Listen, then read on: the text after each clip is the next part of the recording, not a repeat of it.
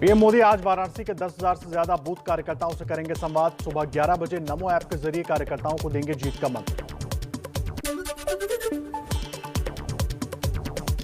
दिल्ली में आज भी जारी रहेगी यूपी बीजेपी के कोर ग्रुप की बैठक। उम्मीदवारों के नाम पर होगा मंथन। अमित शाह, जेपी नड्डा, सीएम योगी समेत कई बड़े नेता मौजूद रहेंगे। दिल्ली में बीजेपी के केंद्रीय नेतृत्व के साथ आज संजय निषाद और अनुप्रिया पटेल की भी बैठक। सीट बंटवारे पर होगी चर्चा।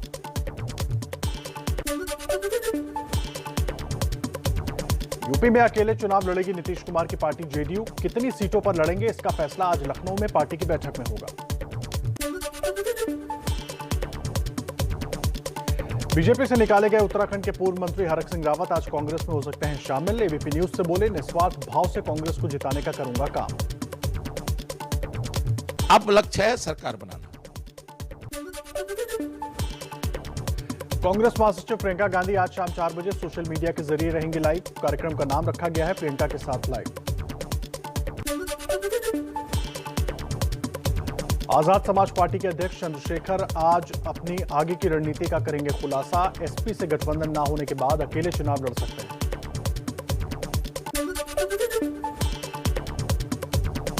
गोवा में आज शिवसेना और एनसीपी के बीच गठबंधन का होगा ऐलान। कांग्रेस अकेले ही लड़ेगी चुनाव।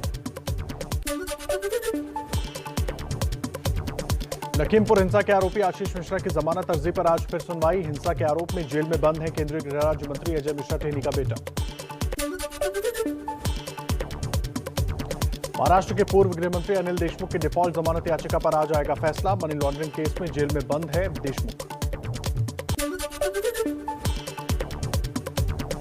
पंजाब में रविदास जयंती की वजह से आगे बढ़ी चुनाव की तारीख। अब 14 फरवरी की जगह 20 फरवरी को होगा मतदान। मैनू खुशी है कि इलेक्शन कमीशन ने साडी वो बेनती परवान की है।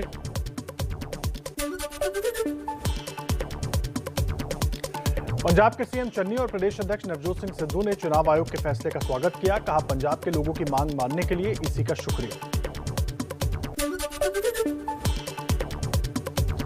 पंजाब में कांग्रेस ने सीएम चन्नी को बताया मुख्यमंत्री पद का उम्मीदवार। प्रचार वीडियो जारी किया। पंजाब में आप से इस्तीफा देकर कांग्रेस में शामिल हुए आशु बांगड़ फिरोजपुर ग्रामीण से लड़ सकते हैं चुनाव। आप पर लगाया महंगे कैंपेन के लिए दबाव बनाने का आरोप। समाजवादी पार्टी के अध्यक्ष अखिलेश यादव ने किसानों के लिए खोला वादों का पिटारा। कहा, किसानों के भुगतान के लिए अलग फंड बनाएंगे। किसानों को मुफ्त बिजली देने का भी ऐलान किया। हम सभी लोग संकल्प लेते हैं कि जिन्होंने किसानों पर अन्याय और अत्याचार किया उनको हराएंगे और हटाएंगे। ये हमारा अन्य संकल्प है।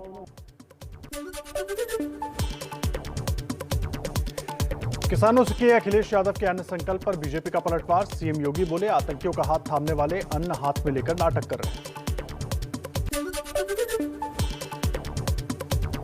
यूपी बीजेपी के अध्यक्ष स्वतंत्र देव सिंह ने साधा निशाना। कहा, गन लेकर घूमने वाले हाथ में अन्न लेकर किसान हितैषी बनने का ढोंग कर रहे हैं। इनके शासन में किसान रात को अपने खेत पर जाने से भी घबराते थे। एबीपी न्यूज सी वोटर के सर्वे में सीएम योगी के गोरखपुर से चुनाव लड़ने को 55% लोगों ने बताया मास्टर स्ट्रोक। सर्वे में 48% ने माना योगी के चुनाव लड़ने से अखिलेश पर भी बढ़ेगा चुनाव लड़ने का दबाव।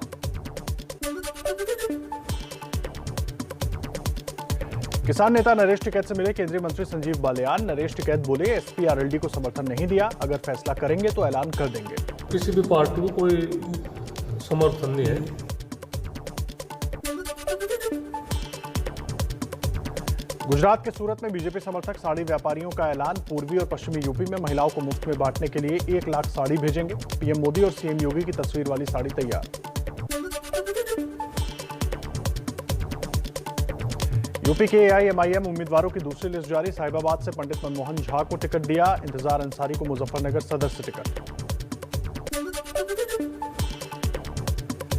बीजेपी से निकाले जाने के बाद छलका हरक सिंह रावत का दर्द। कहा, सोशल मीडिया पर चली खबर को आधार बनाकर बीजेपी ने लिया इतना बड़ा फैसला।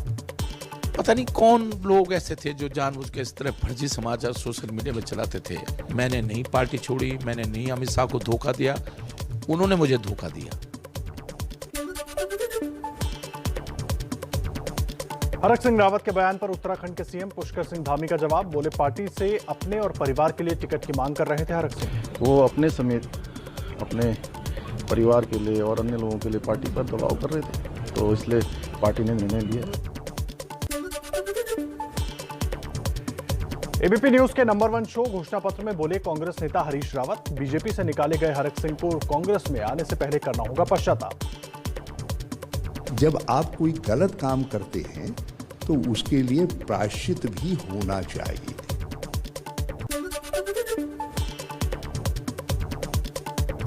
चुनाव से पहले कांग्रेस में बीजेपी की सेंधमारी। उत्तराखंड महिला कांग्रेस की अध्यक्ष सरिता आर्या बीजेपी में शामिल। सरिता आर्य नैनीताल से चुनाव लड़ने वाली थी। महिलाओं को इग्नोर किया जा रहा है, पार्टी में टिकट नहीं दिए जा रहे हैं।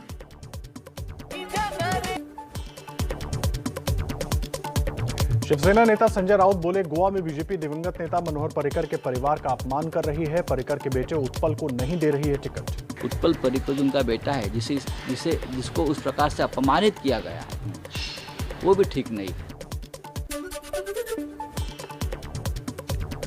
मनोहर पर्रिकर के बेटे उत्पल पर्रिकर को आम आदमी पार्टी का ऑफर। गोवा के उपाध्यक्ष वाल्मीकि नाइक का बड़ा बयान। कहा, पणजी से चुनाव लड़े उत्पल, मैं उम्मीदवारी छोड़ने को तैयार।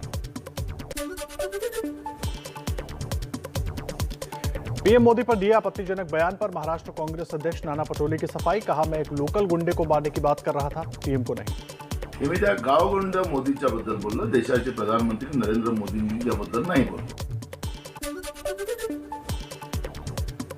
महाराष्ट्र सरकार में शिवसेना और कांग्रेस के बीच खटपट। कांग्रेस के कोटे से मंत्री असलम शेख ने बीएमसी के भाईखला चिड़ियाघर के ठेके में करोड़ों के घोटाले का आरोप लगाया। बीजेपी ने भी मुद्दे को उछाला।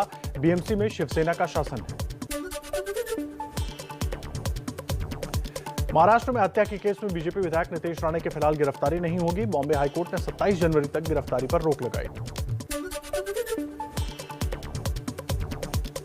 राजधानी दिल्ली में जारी है शीतलहर। इस बीच प्रदूषण भी बढ़ा। आज एयर क्वालिटी इंडेक्स 300 के पार। यूपी के कानपुर में बढ़ी ठंड। बर्फीली हवाओं ने बढ़ाई कपकपी। आम लोगों को हो रही है दिक्कतें। यूपी के वाराणसी में हार्ड कपा देने वाली ठंड। सड़कों पर छाया घना कोहरा। वाराणसी में न्यूनतम तापमान 7 डिग्री। देश में कोरोना की रफ्तार में आ रही है कमी। रविवार के मुकाबले सोमवार को कम हुए कोरोना के केस। एक दिन में 2,58,000 से ज्यादा नए मामले सामने आए। 385 लोगों की मौत। देश में बढ़ रहे हैं कोरोना के ओमिक्रॉन वेरिएंट के मामले। अब तक 8,209 ओमिक्रॉन संक्रमित। दिल्ली में तेजी से घट रहे कोरोना के मामले। 24 घंटे में 12,527 मरीज आए सामने। 24 लोगों की मौत हुई।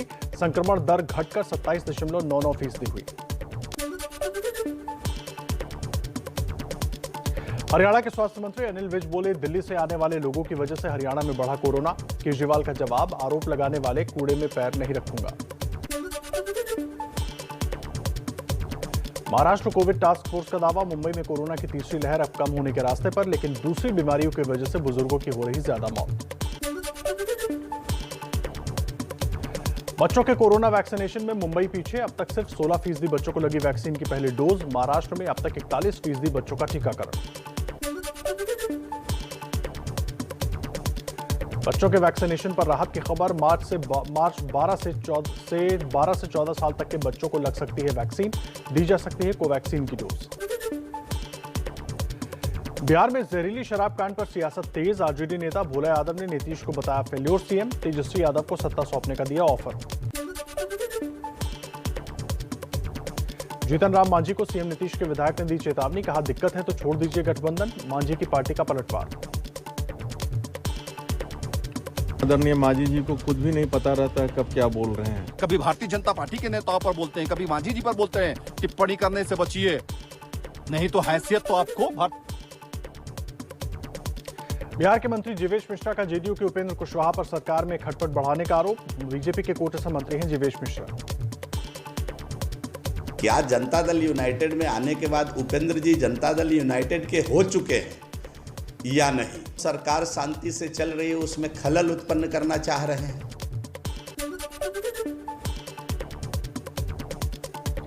एमपी के इंदौर में पत्नी से गैंगरेप के आरोपी बिल्डर राजेश विश्वकर्मा मामले में खुलासा। फार्म हाउस को बनाया था अय्याशी का अड्डा, न्यूड पार्टियां होती थी। प्रशासन ने फार्म हाउस पर चलाया बुलडोजर।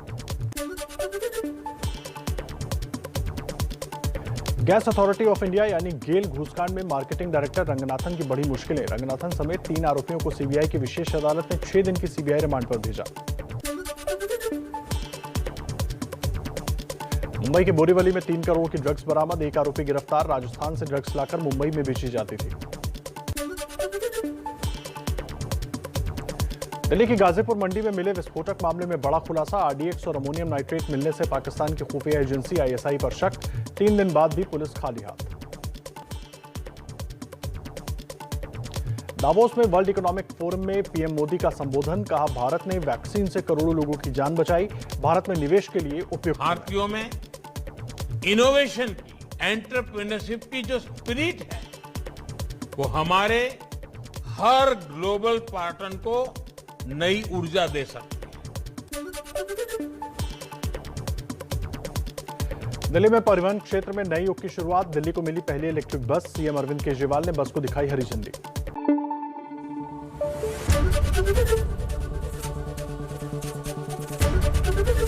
एबीपी न्यूज आपको रखे आगे।